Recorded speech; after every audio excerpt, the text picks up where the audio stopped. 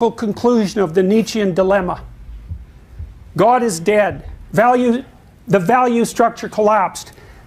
The specter arises of all value structures collapsing. That's the postmodernist dogma. All value structures have collapsed. They're only there for the purposes of exclusion. They have no intrinsic value. It's a very, very powerful argument. That's why it dominates the universities. That and the fact that it allows people to dispense with their moral responsibility, which is something that's never discussed by the postmodernists. But you have to give the devil his due. What's the problem with postmodernism? Well, if all value structures have collapsed, then there's nothing to do. Because in order to do something, one thing has to be better than another, because otherwise, why do it? And so people who are ensconced in the postmodern tradition are undermined by their own philosophy. They can deconstruct their own deconstruction, in which case they might as well just sit there and do nothing, which would actually be preferable to what they're doing now. So how do they extract themselves from that dilemma? They do it illogically, but they don't care. Because the postmodernists, first of all, don't believe in logic. That's a reflection of the logos, which they've dispensed with. Dialogue they don't believe in, because that's a reflection of the logos, which they've dispensed with.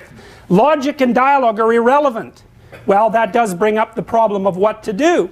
Well, the postmodernists finesse that by reverting to the Marxist doctrines from which postmodernism emerged. And so they say, well, yeah, you can't get any direction from postmodernism, but we're not going to worry about that because we don't worry about such things. What we'll do is just use sleight of hand to push forward the communitarian doctrines out of which our original hypothesis emerged.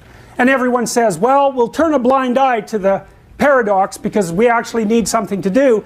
And plus, to the degree that we're communitarian, we can take out our nihilistic resentment and arrogance and ingratitude on every single person we deem to have something more than we have.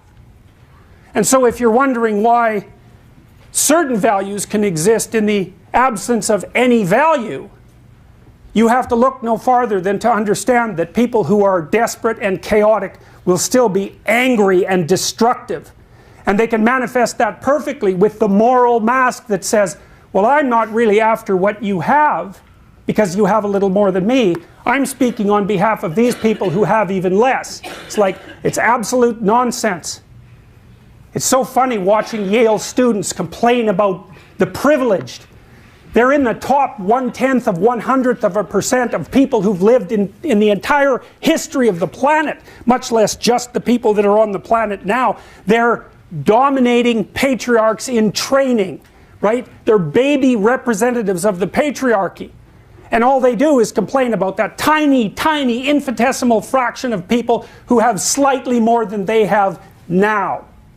It's appalling, and their idiot professors pat them on the back and send them out the world to do that instead of teaching them how to live. They damage their mental health. They hurt our society. They're bringing things down, and that's what they're aiming at. The postmodernists managed to be nihilistic and totalitarian at the same time, which is something that not even Nietzsche dreamed about, despite the fact that he had the greatest imagination for pathology that perhaps ever existed. In addition, they combine the nihilism and the totalitarianism with the worst aspects of dogmatic religion, because what they've essentially established is a cult into which children who attend university are now indoctrinated, at great cost, I might add, and with very little practical outcome.